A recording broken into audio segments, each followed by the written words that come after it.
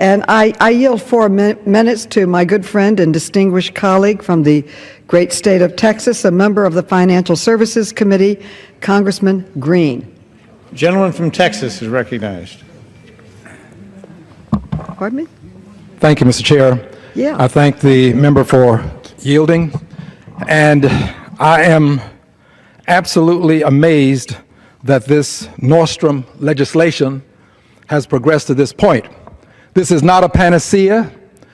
This is not legislation that will prevent some harm being done to mom and pops.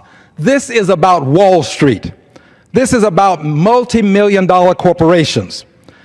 It is not unusual here for those who would benefit from the use of those who live on Main Street. They would benefit from it by saying that the bill is for Main Street when in fact it is for Wall Street. This bill should properly be labeled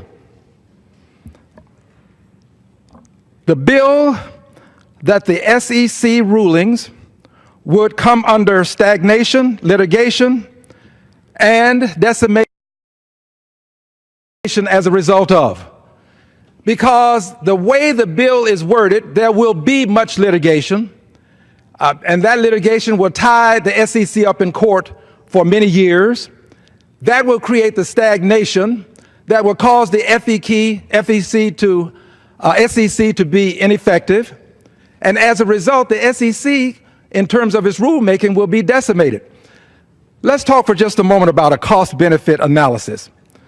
That's a very simple formula that can be used if you want to refinance your home and you want to get a different interest rate over a different period of time. All of the numbers associated with it are quantifiable. But if you want to do cost-benefit analysis in terms of fraud prevention, the prevention of fraud is not quantifiable. It is not knowable. Bernie Madoff made off with approximately $64 billion.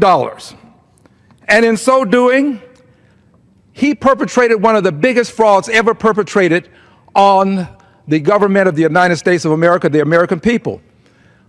If we had a regulation in place to prevent that fraud that Bernie Madoff perpetrated, there would be no way of knowing that he would have perpetrated the $64 billion fraud. You can't quantify legislation that prevents the fraud.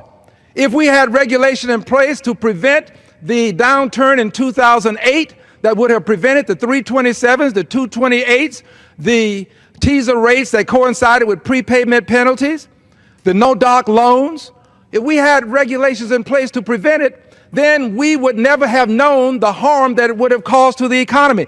That's what this bill will do. It will put the SEC in a position such that it cannot produce the rules to prevent the fraud that we can never measure. It is not knowable how much fraud will be prevented by the rules that the SEC promotes and produces. This legislation also does not allow the SEC to move at the speed of innovation.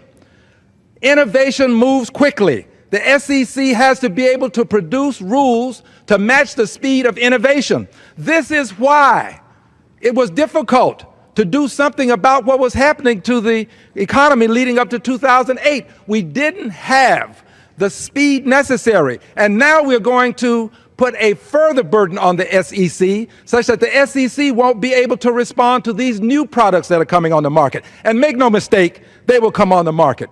The stock market crash of 1929 was something that rules and regulations could have prevented. They were not there. They put them in place. Glass-Steagall was one of them. It took 66 years, but they got Glass-Steagall. I don't know how long it's going to take them, but they intend to get Dodd-Frank. This is the first step in the direction of making Dodd-Frank impotent. I yield back the balance of my time.